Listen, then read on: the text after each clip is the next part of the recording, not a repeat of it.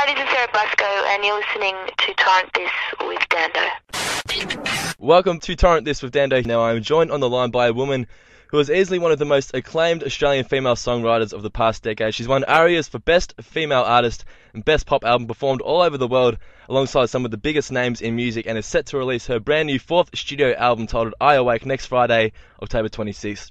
And she'll be performing at Hamer Hall in Melbourne on February 14th. I'm, of course, talking about none other than Sarah Blasko. Sarah, thank you for your time, and how's things? Hi, yeah, I'm good, thanks. Yeah. Now, how's your morning been so far? Pretty good, thanks. Yeah, I've been doing a lot of talking. Oh, you must be sick of doing interviews. Yeah. How did everything go last night with the album installation? Yeah, the album installation's been great. I'm just, a bit disappointed or sorry that I haven't been able to do it anywhere else than Sydney, actually. But yeah, I've just set up a space that is essentially, like walking into the album.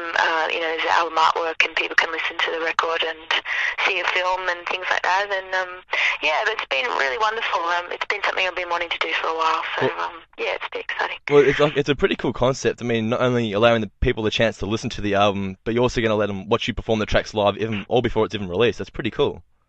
Yeah, we're doing a couple of performances.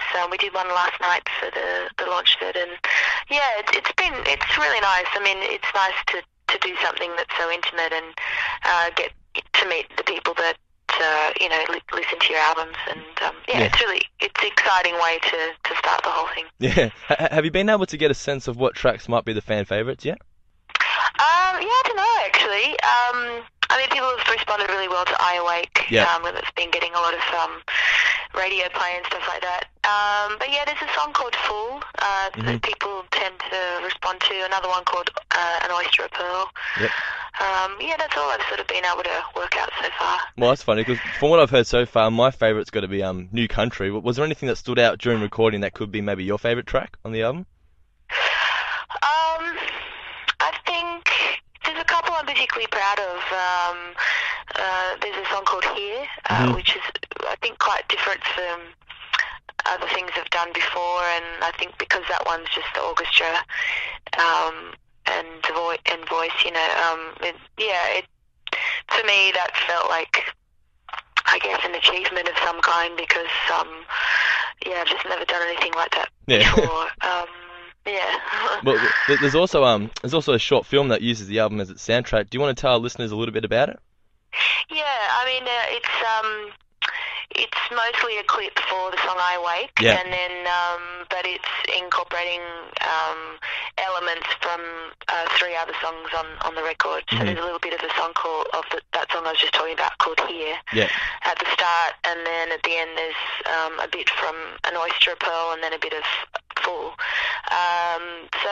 Basically I just wanted to do something different this time, rather than just kind of do a standard video clip, and there's a video artist that I wanted to work with for a while, and his name's Mike Daly, and he's the one that's done the film. So it's just visually it's really stunning, and I think it's different than what I've done before. It's probably more like an art film rather than a video clip.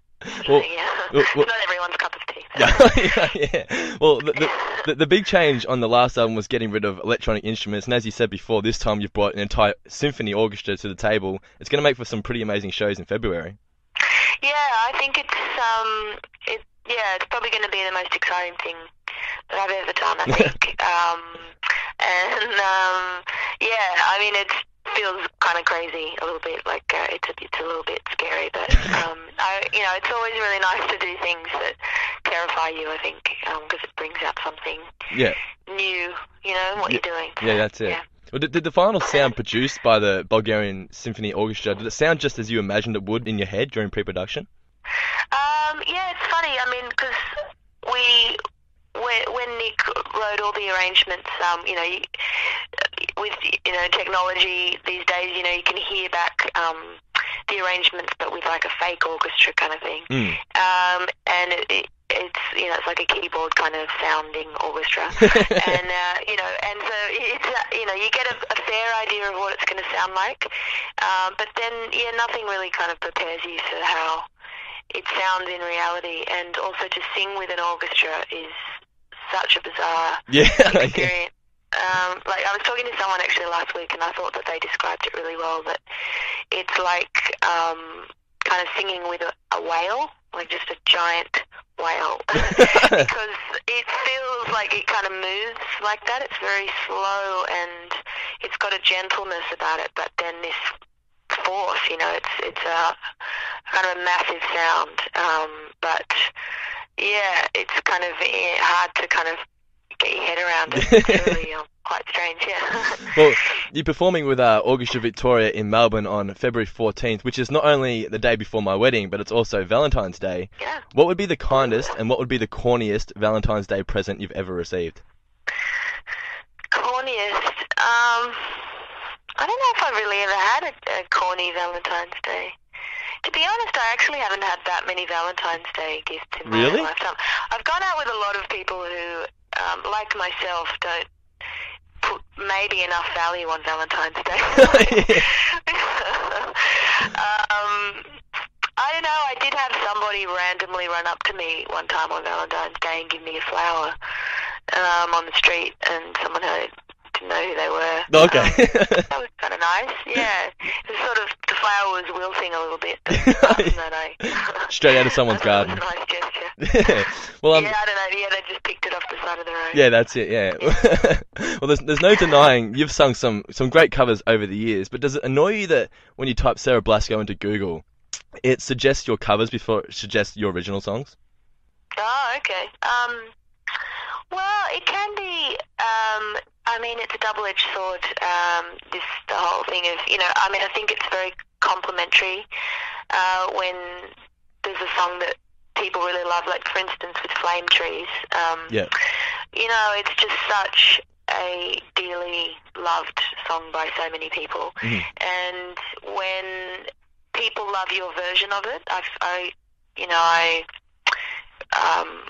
think it's really wonderful that people like my version of it so much, because I think, that's something that can go wrong very easily. People can really dislike a cover of a song that they're really fond of. So, yeah, I mean, on the one hand, yeah, I'm really happy that people like it. On the other, yeah, sometimes it can be a little, strange when people want to hear that song almost more than anything, anything else. Like, I had a funny experience, actually, when I was in Paris, and I was playing my first show in Paris, and I had all these kind of romantic notions attached to this moment, of playing in Paris. And then someone in the audience just yelled out, "Play Flame Tree!" in this totally Australian accent, and I was just... The moment of romance was completely... It's gone. Destroyed. So that was... that was a moment where I kind of thought, damn you, Flame Tree. Yeah, damn you. But, you sort of got to just have a sense of humour about it, I suppose. That's it, yeah. Well, your dad, he had a lot of soundtracks when you were a kid, including things like, say, The Elephant Man. What movie would you have loved to have written the soundtrack for?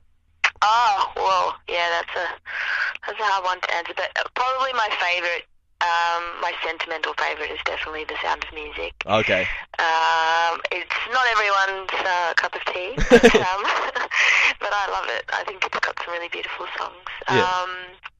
I really liked the soundtrack for Cabaret. I think that's got some great songs. Yep. Yeah, I mean, there are so many good musicals. Yeah, but I think, Sound of Music's probably my sentimental favourite, yeah. Well, the Elephant Man soundtrack, that's a pretty odd CD to own. What would be the strangest CD you currently have in your collection? I don't really know. That's a hard one to answer, I have to admit. Okay. I've got a couple of... I actually realised this the other day because I've just recently moved back to Australia, and so I got my record player back from my dad's house. Oh, okay. And I realised, I had 3 Muppets albums. They're great, though. And the thing is, I didn't get them as a kid. Oh, yeah. I bought them in the last, 10 years, and there's something a little bit embarrassing. I like you even more now. I love kind of like the classic Muppets. Yes. You know, I love Muppet movie. And, I was raised on the Muppets. Muppets Take Manhattan. Oh, how good is it? Yeah, it's such a good movie. It's so funny. The Great Muppet Caper. And the Loved costumes. it. Yeah. Yeah, it's great. Yeah. Now you said that also as a child, you guys frequently shopped in St. Vinny's with your family due to not having much money. What would be the best thing you've ever purchased from an op shop? Oh yeah. Well, I've still got this jacket that I bought for $1. It's like a leather jacket. Yeah. I have no idea why they were selling it for $1. It's amazing. And one time I bought these red velvet pants that were 50 cents, and that was like 50 that was cents? the highlights of my That's great. It was just ridiculous. It was just like I wanted to, you know, I felt that Instant Facebook status. Yeah. But I've had some serious highlights with my op shopping. Yeah. Well, even though you're a success now, do you still think you'll ever open up your own cafe one day in the future? I mean, I think it would be something I'd love to do. I mean, I think I sort of have a bit of a romantic idea of like having a bar or something like that. Yeah. But I don't know. I don't know. Yeah, I haven't really thought about it actually. Okay. But you know, it could be cool. I've often thought it'd be good to have like a really small bar, and you know, and yeah. But I don't know. But then anyone I know who's done anything like that just looks tired and stressed. And don't do it. Yeah. And it started out being like, yeah, it's going to be like Cheers or something like that. Yeah. You know, TV show, and then they've ended up. Yeah, that's it. Yeah. Going to die. Yeah, so I don't know. Yeah, I don't know. Could do it. Maybe. Yeah, it'd be fun. Could be. Yeah. Now, do you ever get sick of people questioning you on why you turned down to sing in that song with Gautier? No one's ever asked me about it. Really? No, I never talked about it. What are the chances of you like maybe taking the piss and covering it for like your next appearance on Like a Version or something? I don't think so. Yeah. You don't think so? All right. Well, just a couple more questions, and I will let you on your way. Yeah. Where do you see yourself on both a personal level as well as your career in 12 months' time? Oh, yeah. I don't know. I mean, I haven't really thought that far ahead. I mean, I've got quite a few other projects that I'm sort of working on at the moment. Like I'm working on some music for the Sydney Dance Company. So that's really exciting, and doing the orchestra tour and things like that. I've got a couple of other projects, like another like kind of collaboration thing that maybe might be the next thing that I do. So yeah, I guess I'll probably in about a year's time. I mean, I'll probably still be maybe doing some touring for this record, because after I do shows here, I'll be going back to Europe and doing shows there and stuff. So yeah, I just, you know, you just always hope, I suppose, that that the record that, you know, you spent so much time kind of working on and caring about, you know, you just want to feel that it gets a chance, you know, to be heard. So, you know, but sometimes that takes a while for people to kind of catch on and hear things. So, you know, if in a year's time people are still discovering it, and, you know, then that's a nice thing. That's exactly right. And just one last question. This is the question I ask to everybody. What advice do you have for all aspiring songwriters and musicians? I think I usually always have the same advice, but I think it's the most important thing is, you know, for kind of for better or worse. I mean, I think it's, well, obviously I want to preface this by saying that, you know, it's so important to listen to other people's opinions and all those kinds of things, and that can be really helpful. Yep. But I think it just comes to a point where you have to kind of get in touch with what your inner self is kind of telling you to do, and I think instincts are a really big part of you know, of making something that is your own. You know, because if you can kind of just get in touch with what your instincts are saying, then I think that's really important, because I think it makes people do things that are original, and yeah, it makes you who you are. A better musician, yeah. So Yeah, so, yeah, that's all I would say. That's it. Well, there you go, guys. Make sure you get yourself a copy of Sarah Blasko's new album titled I Awake. Check her out when she performs with Orchestra Victoria at Hamer Hall on February 14th in Melbourne. And for all the latest news and info, like her on Facebook at facebook.com/Sarah Blasko Music. Once again, Sarah, thank you for your time. Really do appreciate it, and good luck with the tour. No worries, thank you. Thank you. Bye-bye.